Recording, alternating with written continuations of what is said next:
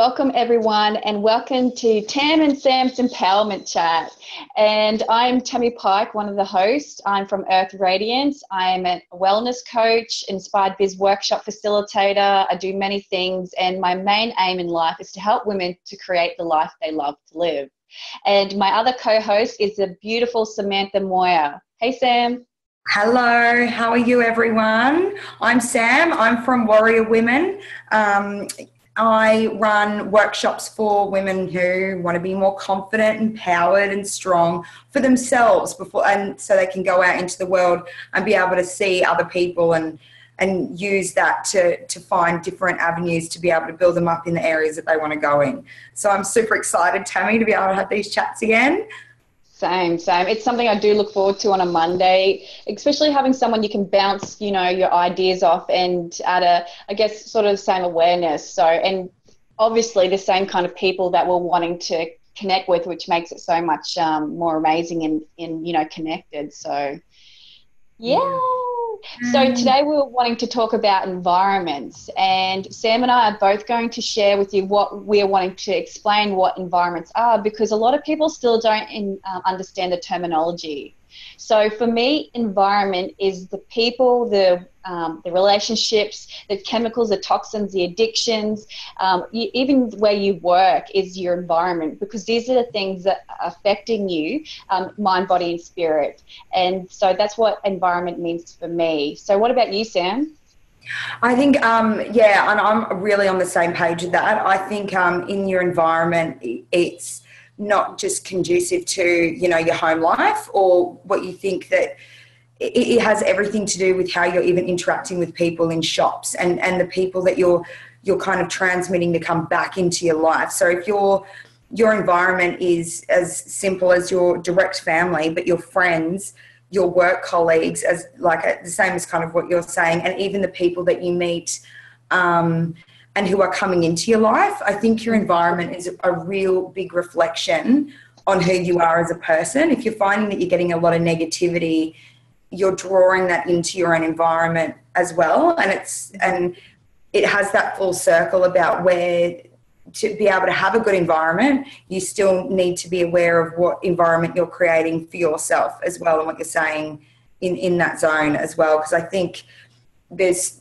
so easy to be like in our house, and we can create the environment that we want in our house, but feel the loss of power or that understanding when we go outside our house or outside our comfort about the people that we're meeting. We can be strong and empowered in our own environment, in our direct environment, but then when we go to work, or we go even just having general sales, or filling up your car with fuel, that the interactions that we have such a strong, because you hold that energy. You come back from someone who's been really rude. It's like there was a show, and it was like the circle of screaming. Someone's rude to you, then you take that with you, and then you walk over, and then you create this vacuous hole within your own environment, and it starts to kind of take shape. Does that? Yeah, it does.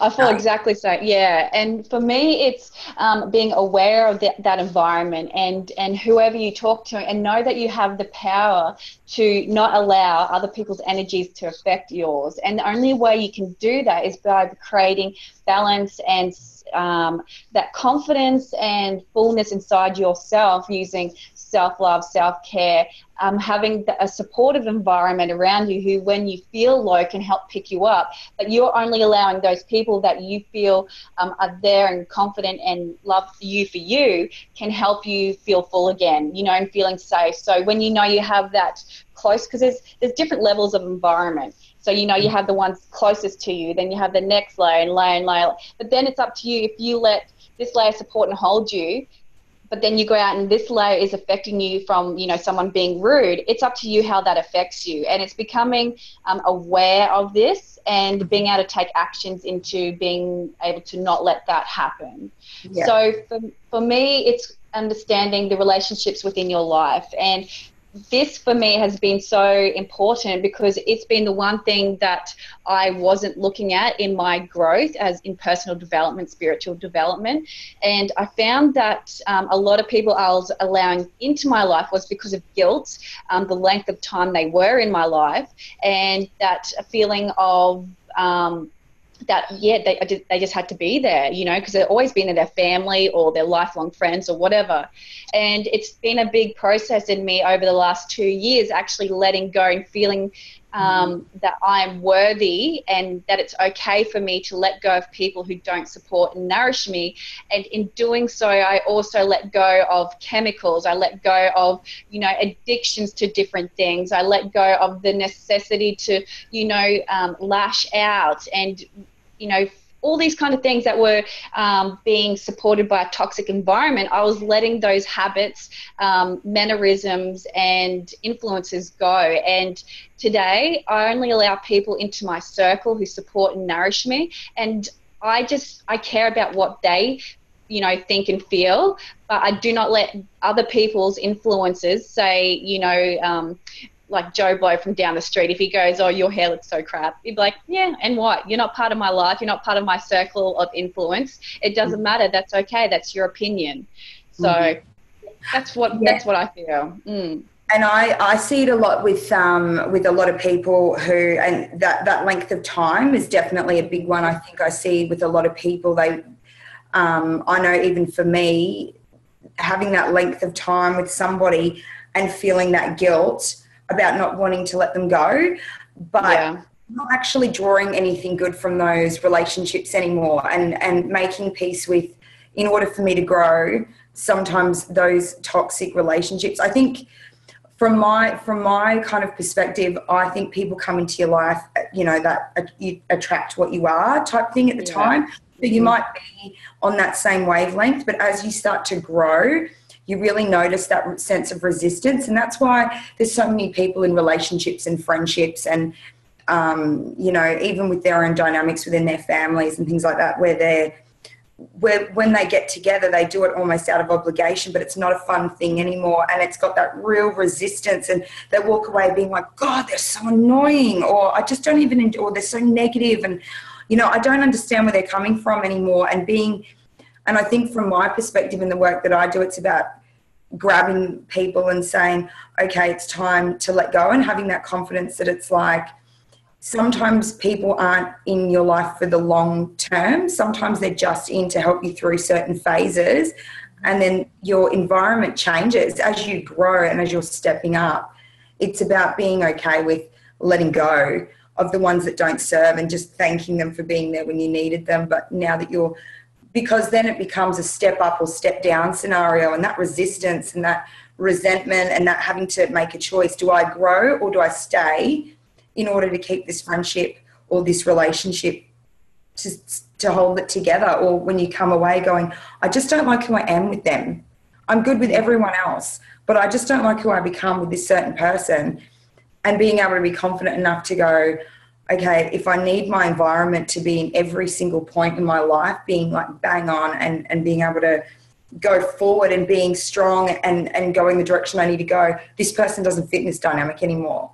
It's time to let go and just be like, bygones be bygones, and thank you for being there. But, you know, we're in different places. We don't have to burn every bridge. And I think that's where that resistance comes from, that having to feel like if there's an end to something, it has to be catastrophic. It has to be something that's volatile and confrontational, where we don't have to burn bridges. It's just one of those things in life. Like, I don't wear the same clothes as what I did 10 years ago. You know, things have their wear and they're used by date, and we have to just be able to be okay to let them go, to make way for the new things and the new relationships that build us, because we're on our own journeys. So we have those people that support us, and some of them are there from start to finish. Some of them are there for 3 or 4 months. Some of them are there, you know, just to get you through a hard time. And then they seem to, and it doesn't have to be so confrontational. And I think that's where the fear of keeping those environments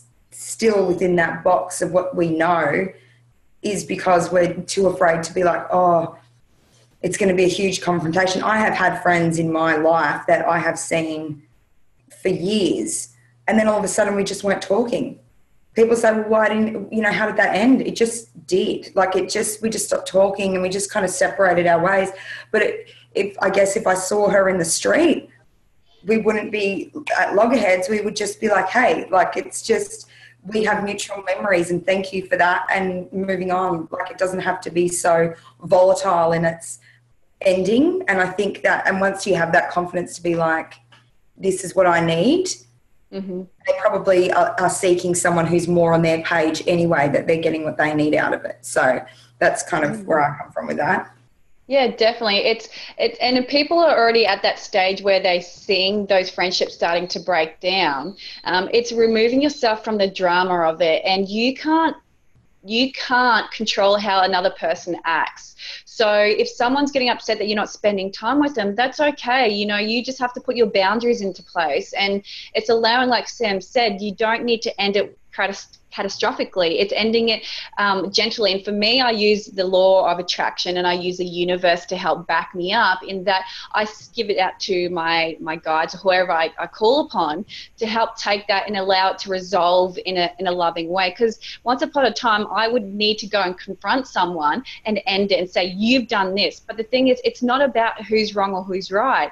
It's about what is working best for you and putting your needs first. Because when we actually look at what we're needing in our life and other people aren't working for it, it's analyzing that and seeing why. Am I growing and they're not wanting to come with me? Are they starting to get negative about my expansion or my awareness or whatever it is? Because for me, it was just me starting going organic, okay? And so many people, for myself, my health, and my family's health, and I had people attacking me because I was going all organic, and it was different to them, and they saw it as that I was saying they weren't good enough just by my actions because they weren't doing the same. And that was never it. I've never, ever pushed my way onto anyone else. But the thing is, when you go and do something that other people think they should or want to do, or they, you know, it's just foreign to them, you're triggering something in them, and you can't control that. So you don't stop doing what you're doing. You still do it, but then you say, well, if that, you know, if you aren't okay with it, that's fine. You know, this is what I need to do, and you be strong in yourself and just allow it to fade. Like, even with gentle things, like, I know we don't get to spend much time together, but I think of you now and again, and, you know, or whatever, or even just allowing them to contact you rather than you be the one chasing that friendship up. So it's empowering yourself in all areas of your life. And like I said, environment, it comes down to, you know, what you are actually doing to your body as well. Because if you're treating your body and your soul in not a good way, you're going to do the same. It's going to reflect out in your outer world. So it's even taking steps to remove chemicals and toxins, looking at your lifestyle choices, and as well as how you look after your health. So it's the whole circle. It's, you know, the whole cycle of life. It's everything that you've got to look at. And if you are wanting to, you know that you're starting to expand and you're wanting that support, well, then it's seeking that guidance in other people who can help you with those choices, so you're not alone. Because a lot of times when you are making changes, you will feel alone.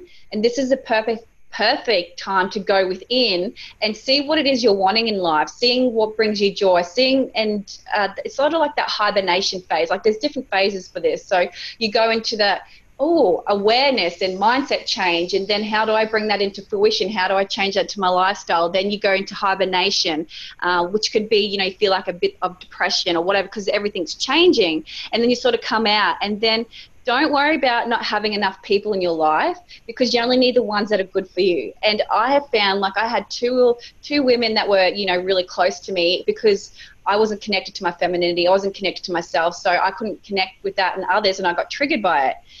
With who I am now, being so balanced and centered, I now have a tribe of women from all over the world who I have connected with on such a deep basis, because I'm confident in loving myself and I'm attracting them to me as well. So it's very important for you to take those steps in yourself and knowing that you're worth doing it to start with. Definitely. I mean, you like have nailed that on the head with the worth. I think so many people, pardon me, who have wanting to move because, and the one thing that I want to say about changing environments, it's a healthy thing to want to change. Yeah. Like, it's a really important thing to want to have change. If you are only within those same relationships your entire life, or that same dynamic you're into, you only know what you know, right? And they only know what they know. And that stunts you. So once you get to that point going, I want more out of my life, you need to be seeking people that can, you know, that not only you'll be able to help them with what they're seeking from you, but you'll also be able to get new information, new ways, new perspectives, new just ways of being able to handle things going out into the future. You hold in that, that fear of wanting to change, or that, not feeling like you deserve it, you just stay exactly where you are, and everything else in that environment starts to fail because, universally, spiritually, whatever is saying, come on now, it's time to grow. It's time to see some new ways of handling this. You've done this your way 4 times over and it's not working. Something has to give here in order for you to, and that's where that, evaluation happens. But having that self-worth to begin with is taking that leap, going, these are my values and they're being questioned in these relationships now. I don't value these things anymore, or I don't like these traits anymore, and I'm strong enough to go out on my own. You were pretty much returned within 24 hours of you asking something, or you making that commitment that you're not happy where you are. Someone or something will be returned to you once you make that level of commitment to yourself that the change has to happen. I'm, as like a really brief example, I had a friend, I won't say her name, but I had a friend and she had another friend, and I didn't really get on with this other friend, and that's their relationship. I never used to kind of get involved in that. Now, as my friend started to grow, she started to see the things in this other friend that I had already seen and that's why I kind of repelled against that and just let them do their thing together. And then she said to me, as everything was going well and it was building up, I just didn't realize she was like that. And it was something that I had been very aware of. But at the time, they were so in that same circle, they were feeding off each other. So the negative would feed the negative. So then they would see each other and they would, be gossipy or bitchy or something. And then they would leave and then they would be gossiping and bitching about each other, and then bitching about the fact that they didn't like each other all that much. And it would just go round and round in circles. And then I kind of came into her life at that point as that relationship was separating, being like, we don't need to talk like this though. Like, it's not my area. And we were able to actually talk about things that interested us and that we were passionate about, and about things that we wanted to do looking forward. And her relationship with that person just ended up dropping away. And it's just about having that self-worth to go, I need to change. I'm so fearful of it, but I can't stay like this. This environment can't stay, because I can't sustain the next 70, 80, 90 years of my life living how this is. It's not enough. So once we can get past that fear of change and being able to go, I have the power to make my environment exactly how I want it with the people that help me, then we can go forward. But it's about that initial going, are you really getting out of this what you need, what your value set is? Is that in question every time this relationship interacts? Yeah. Amazing, amazing. So I feel that we'll try and keep this condensed into what it is. And if anyone has any questions, please get in contact with us. We're always available. You can find me on my Earth Radiance page, or if you're a friend, just send me a message. I'm always here, especially if you're in this transitional space, because it is quite daunting and you can feel, sorry, there's a truck going past, and you can feel quite alone as well. And I don't want any woman to feel alone, because I was, and it doesn't work. Like, it's so hard, but what you need to open up is that mindset that you're never alone. It's only how you choose to be yourself, and it's changing that mindset. And if we can help you, I'd love to with my services and all that I do. And same with Sam, because we that's what we're passionate about, women. So what about you, Sam? That's the same for me. I'm doing workshops at the moment coming up in June, and that's the same, working on those fundamentals of personal power, confidence, healing and releasing, and just being able to go forward with that self-worth of being able to, from that rock bottom phase and that, like you said, that transitional phase of going, something has to change. How do I do that? I don't know if I can sustain it, and working from that ground level. So it's the same for me. Any questions, any issues, there are always people that you can reach out to that will help you, or give you even other areas or other groups that we can lead you to be able to find your tribe and your community that are in that same position at the time, and grow that better environment for yourself. Definitely. Amazing. So we hope you all have an amazing day. Thank you for joining us, and we will see you next week. Thanks so much, Sam. It's been awesome like usual. Thanks, Tam. We'll speak next Monday, right? Oh, yes, but I should just mention that Sam and I actually are co-facilitating an event at the end of June, the 24th and 25th, called Mind, Body and Business. So this is 2 whole days where Saturday, Sam and I, we're going to be like smashing through fears, helping you get re-inspired, connected to your passion and to yourself, and how to grow that confidence in yourself and put it into your business. And then on Sunday, Natasha Cranebrig and Caroline from Time Made will help you ground what you've learned into being able to get it out on social media and steps, you know, like using advertising, all that kind of stuff, and time management, which is the most important thing when in business. We'll be here to help you, as well as so many amazing other exciting special secret activities that Natasha has brought in. Like, you'll feel amazing, and the investment is ridiculously affordable. I feel like it's out of control, but it is, you know, the first time coming to Toowoomba. So if you are at the point of, you know, even in yourself thinking about wanting to create a business, or you have a business but it's not really going anywhere, and you know it's the confidence or the not knowing where to go, not only are you going to learn these tools, you're also going to learn how to get a support network, allow yourself to connect with other people so you're never alone. Do you have anything else to add to that, Sam? I just think it's going to be the most powerful event. It's just going to be, and especially knowing what we know is going on and how exciting that's going to be, the energy, the atmosphere, the level of connection, it's just going to be powerful and just completely pumping out the room. Like, if there was ever a time you were wanting to leap into doing it, this is the best time to be doing it. That's supported, supported, that connected with so many other women. That is the time to jump into it, because you will get everything that you need to know about yourself and how to, and then get all the business structure as well. It's just going to be absolutely amazing 2 days. Cool. Awesome. We're excited, and we hope you can join us, because we want you there. We want to connect with you, and we want to co-create this amazing space with you. So have an amazing day, and we'll talk to you soon. Bye. Bye.